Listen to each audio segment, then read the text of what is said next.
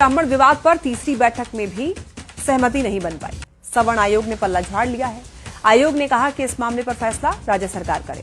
सवर्ण आयोग इस पर फैसला नहीं ले सकता है। बिहार में भूमिहार जाति को भूमिहार लिखा जाए या भूमिहार ब्राह्मण, इसे लेकर गुरुवार को हुई तीसरी बैठक में भी फैसला नहीं हो पाया और विवाद से सवर्ण आयोग ने पल्ला झाड़ लिया। आयोग ने कहा इस मामले पर फैसला राज्य सरकार करे, सवर्ण आयोग इस पर फैसला नहीं ले सकता।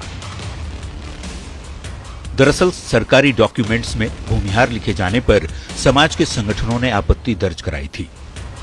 इस विवाद पर 21 नवंबर और 8 दिसंबर को 2 बैठकें भी हुई, लेकिन बेनतीजा रही। अब तीसरी बैठक में भी सवाल का कोई हल नहीं निकला।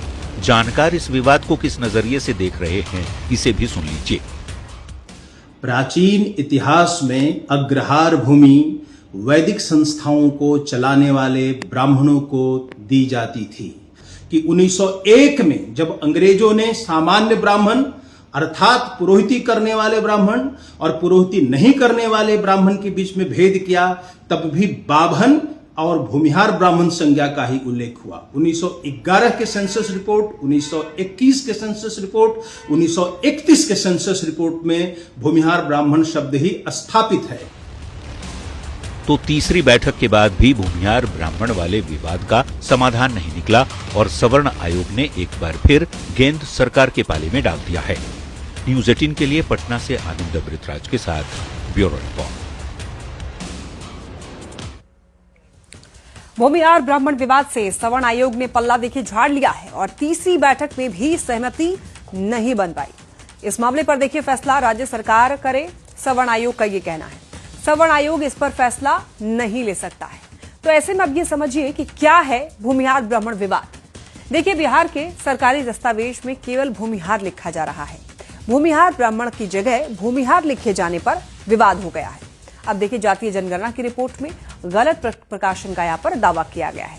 भूमिहार या भूमिहार ब्राह्मण लिखने पर फैसला अटका हुआ है। अब ऐसे में ये पूरा विवाद आखिर क्या है और कब से ये विवाद है, आपको इसके बारे में बताते हैं।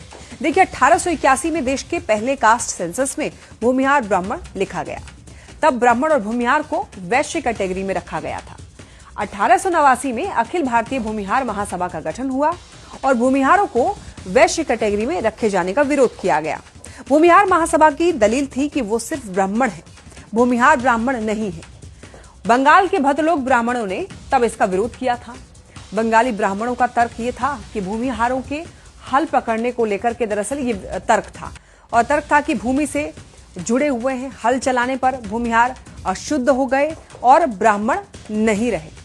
तो ऐसे में देखिए अब भूमिहार ब्राह्मण लिखने के समर्थक और विरोधी जो हैं उनके तर्क क्या कहते हैं, इसको समझते हैं। देखिए भूमिहार ब्राह्मण लिखने के समर्थक ये कह रहे हैं कि 1931 की जनगणना में भूमिहार जाति के लोगों को भूमिहार ब्राह्मण लिखा गया, जबकि इसके विरोधी का तर्क ये है कि भूमिहारों का पेशा पुरोहिताई न होकर के खेती बाड़ी है। भूमिहार ब्राह्मण लिखने के समर्थक ये कहते हैं कि पुराने जमीन दस्तावेजों में भी भूमिहार ब्राह्मण शब्द ही अंकित है, जबकि इसका विरोध करने वाले ये कहते हैं कि जमीन खेती बाड़ी से जुड़े होने पर